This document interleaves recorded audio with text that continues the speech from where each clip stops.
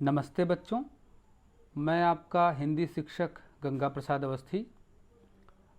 आज मैं आपको पद परिचय के अंतिम और तीसरे वीडियो में इस प्रकरण के अन्य उदाहरणों के बारे में बताऊंगा, जिससे आपको ये सहायता मिलेगी कि परीक्षाओं में किस तरह से इसमें प्रश्न पूछे जा सकते हैं।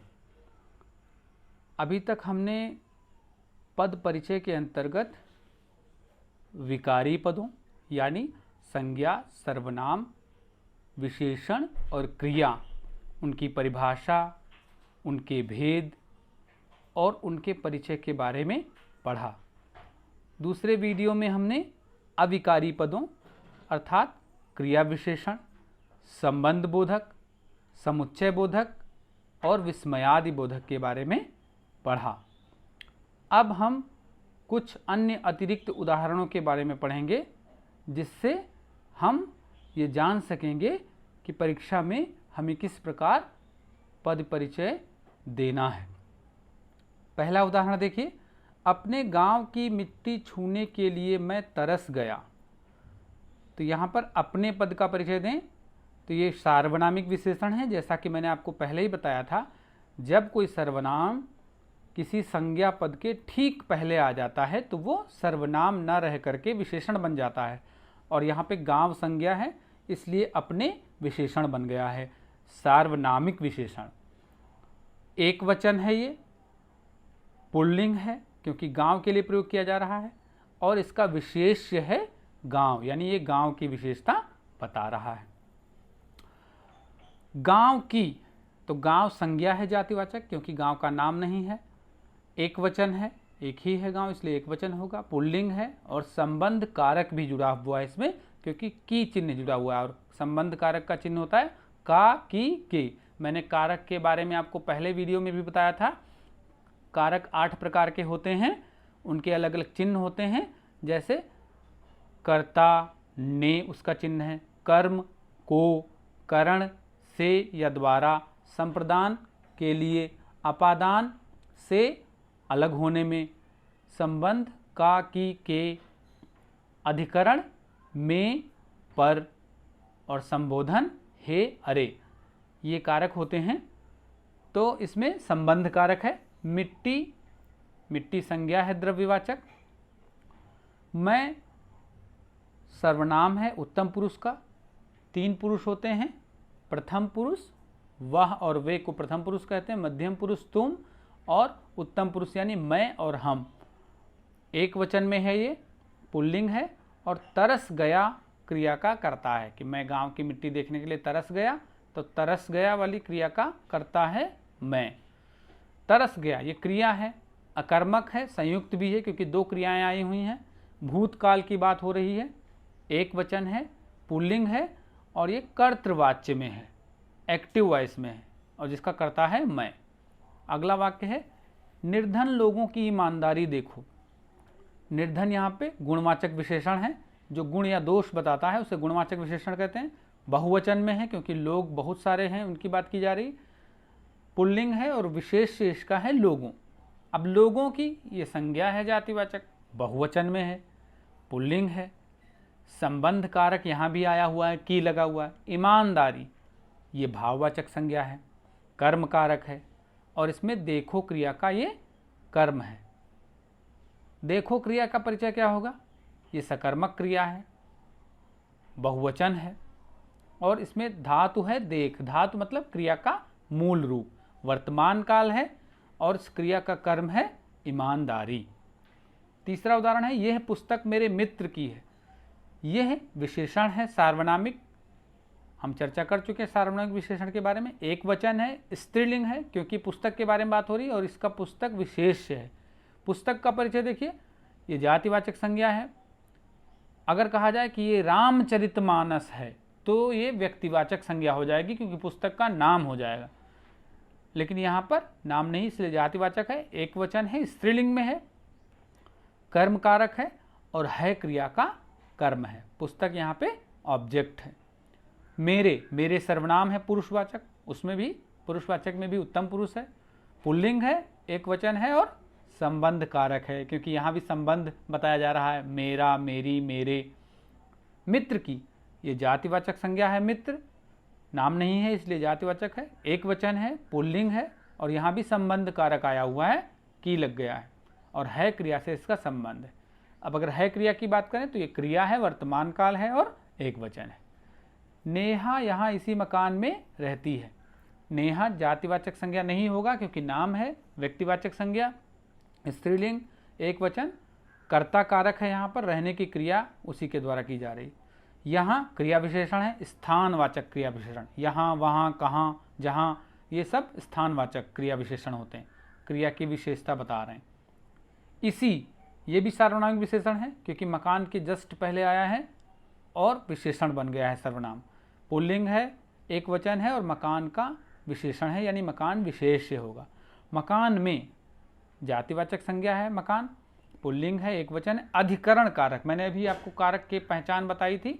अधिकरण कारक जब वहाँ पर रहने का, क्रिया का आधार जो होता है उसे हम अधिकरण कहते हैं। तो यहाँ पर रहने का आधार क्या है? मकान। तो मकान में नाम का चिन्ह आ गया है, इसलिए यहाँ पर अधिकरण कारक। अगर पक्षी पेड़ पर बैठे हैं तो पेड़ अधिकरण कारक होगा क्योंकि बैठने की क्रिया का आधार पेड़ है। तो में या पर अधिकरण कारक का चिन्ह होता है। रहती है, सकर्मक क्रिया है क्योंकि मकान वहाँ पे कर्म है। स्त्रीलिंग, एक वचन, अन्य पुरुष। अन्य पुरुष सारे नाम और वह, ये अन्य पुरुष में आते हैं। तुम मध्यम पुरुष में और मैं और हम उत्तम पुरुष में। कर्तृवाचन एक्टिव वॉइस है और रहती क्रिया की कर्ता है नेहा और मकान कर्म है। अरे वाह, तुम पुस्तक भी पढ़ सकते हो। अरे वाह यहाँ पे विस्मयादि बोधक है और जिसमें आश्चर्य का भाव आ रहा है। तुम सर्वनाम मध्यम पुरुष आ गया, देखिए एक वचन है, पुल्लिंग है, कर्ता कारक है, पढ़ सकते हो क्रिया है। और भी यहाँ पे निपात है। अविकारी पदों में क्रिया विशेषण, संबंध बोधक यानी प्रीपोजिशंस, क्रिया विशेषण यानी एडवर्ब, समुच्चय बोधक यानी कंजक्शंस और विस्मयादि बोधक यानी इंटरजेक्शंस। इन चार के अलावा एक निपात भी होता है। निपात हमने पहले चर्चा की है कि वाक्य में शब्दों पर बल डालने के लिए, जोर डालने के लिए निपात का प्रयोग किया जाता है। जैसे तुम भी ऐसे हो गए, भी, तुम तो ऐसे नहीं थे, तो वो मेरा दोस्त था, उसने मुझ तक से पैसे रिश्वत में ले लिए, तक, तो यानी जोर डालने के लिए निपात का प्रयोग होता है।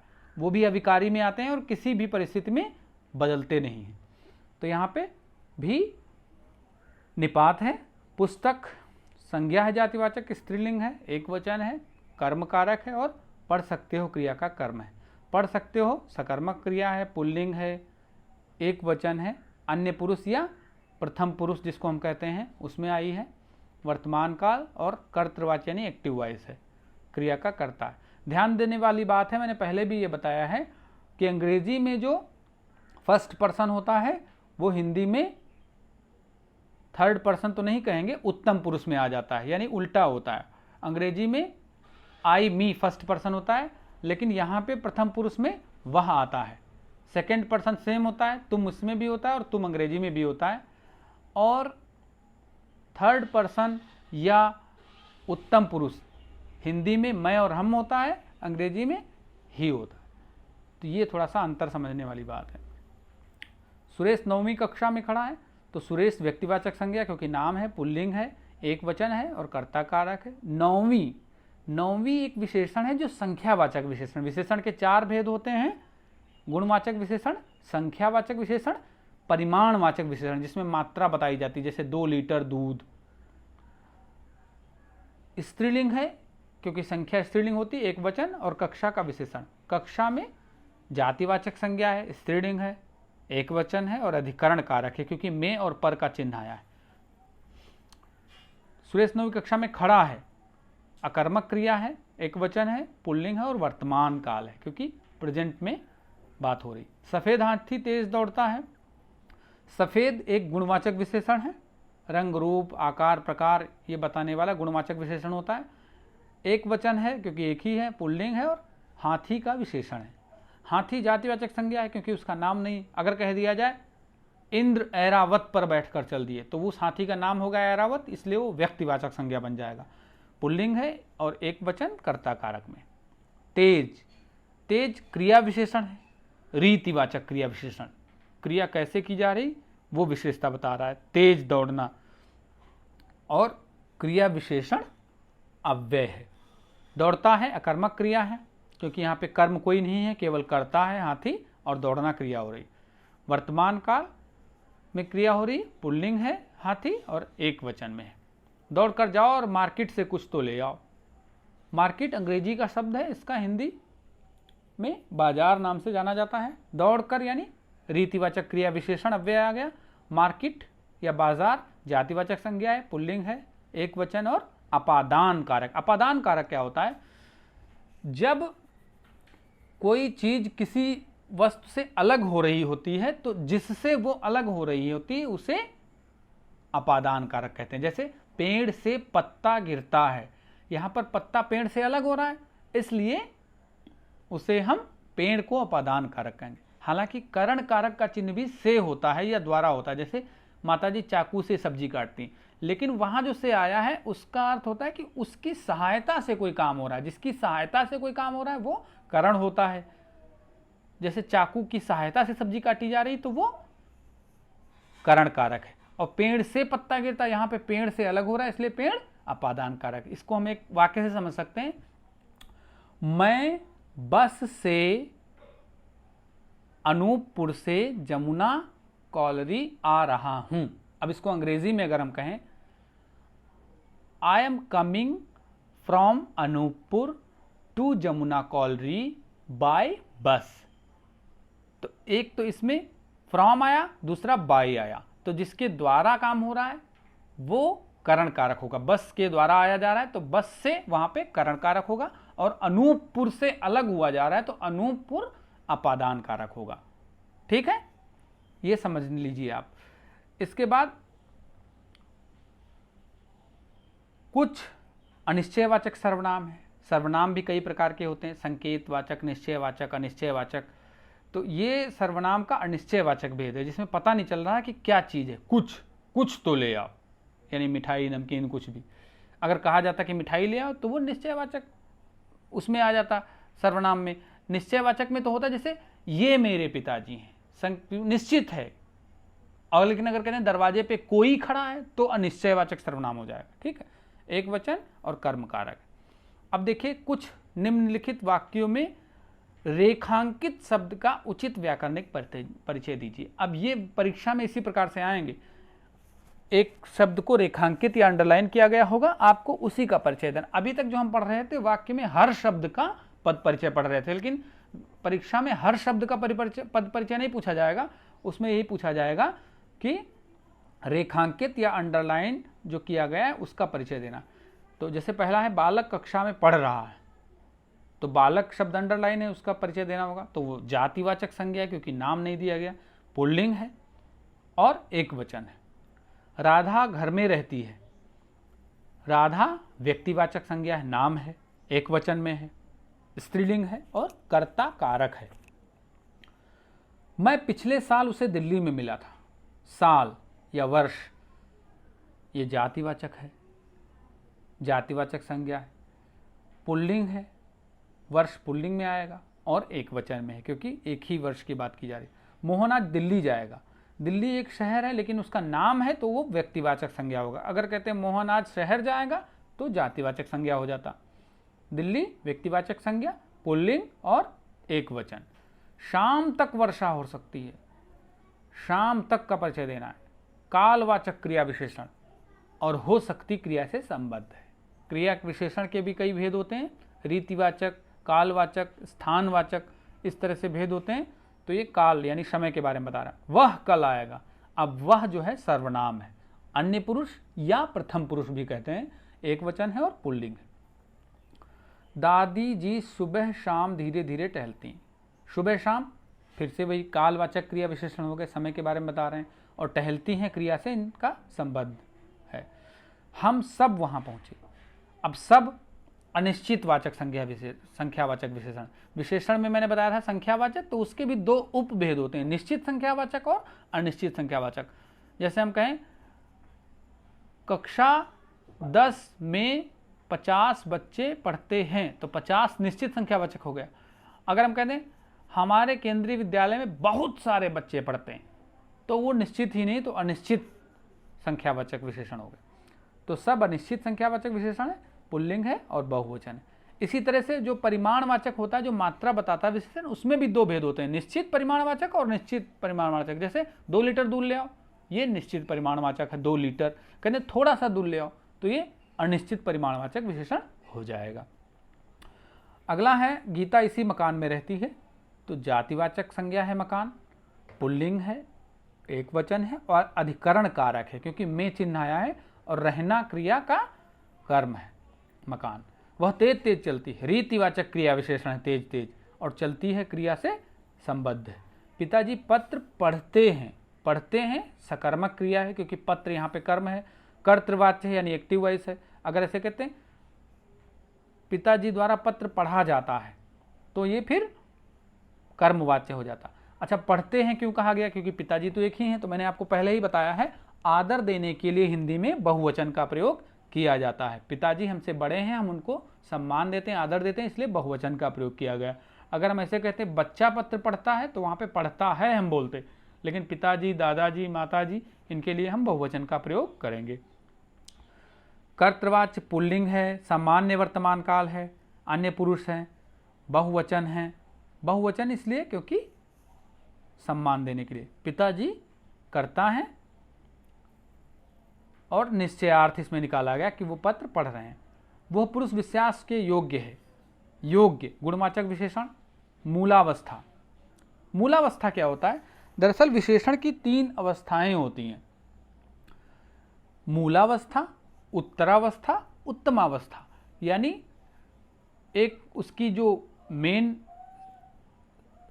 सिचुएशन है, मूल रूप है, ओरिजिनल टर्म में जो है, उसके बाद एक कंपैरेटिव डिग्री आती है अंग्रेजी में अगर हम कहें, एक सुपरलेटिव डिग्री आती है। तो जैसे हम कहते हैं वो बच्चा कक्षा में श्रेष्ठ है, श्रेष्ठ ये मूलावस्था हो गई। श्रेष्ठतर है यानी अन्य बच्चों से श्रेष्ठ हो गया, तो वो उसमें एक तुलना की जा रही, तो तर लग जाने पे इसमें मूलावस्था से ऊपर दूसरी हो गई, तुलनात्मक स्थिति हो गई। और अगर कह दें वो श्रेष्ठतम है, यानी उससे श्रेष्ठ कोई है ही नहीं, तम लग जाता है, तो वो सबसे ऊपर की अवस्था हो जाती है। इसलिए यहां पर मूलावस्था है। एक वचन है, पुल्लिंग है और इसका विशेष पुरुष है। राधा रोज सवेरे धीरे धीरे टहलती, क्रिया विशेषण है ये, कालवाचक क्रिया विशेषण, और टहलती क्रिया से इसका संबंध है। ठीक, मैं रोज आऊंगा, इसमें विस्मयादि बोधक है और स्वीकार बोधक कहा गया है कि ठीक है मैं रोज आ जाऊंगा। क्या तुमने ये पानी गिराया? तुमने सर्वनाम है, मध्यम पुरुष है, पुल्लिंग है और एक वचन है। तुम भी पुस्तक पढ़ सकते हो, पुस्तक जातिवाचक संज्ञा है, स्त्रीलिंग है, कर्म कारक, और पढ़ सकते हो क्रिया का कर्म है। मोहन कक्षा में पढ़ रहा है, जातिवाचक संज्ञा, स्त्रीलिंग, एक वचन, अधिकरण कारक, और पढ़ क्रिया से इसका संबंध, पढ़ उसकी मूल धातु है। नेहा कविता लिखती है, नेहा कविता लिखती है सकर्मक क्रिया है क्योंकि कविता वहाँ पे कर्म है, स्त्रीलिंग है, एक वचन है, लिख धातु है। इसमें संस्कृत अगर आपने पढ़ी है, आपके इस विद्यालय में पढ़ाई जाती है, तो आपने धातु रूप जरूर पढ़े होंगे, जैसे पठ धातु यानी पढ़ना, पठति पठता पठन्ति, पठसि पठथा पठत, पठामि पठावह पठामा, ये वर्तमान काल के धातु रूप होते हैं। तो आप समझ सकते हैं यह वही कार है। सर्वनाम है ये, निश्चयवाचक है, अन्य पुरुष में आई है, और स्त्रीलिंग एक वचन। अगर वही की बात की जाती तो वही फिर सर्वनाम रह करके सार्वनामिक विशेषण बन जाता, क्योंकि वो कार की विशेषता बताने लगता। मैं तुम्हारे साथ चलता हूं, मैं सर्वनाम है, उत्तम पुरुष है, पुल्लिंग है और एक वचन है। इस तरह से हमने बहुत सारे उदाहरणों के द्वारा इस पाठ को समझने की कोशिश की।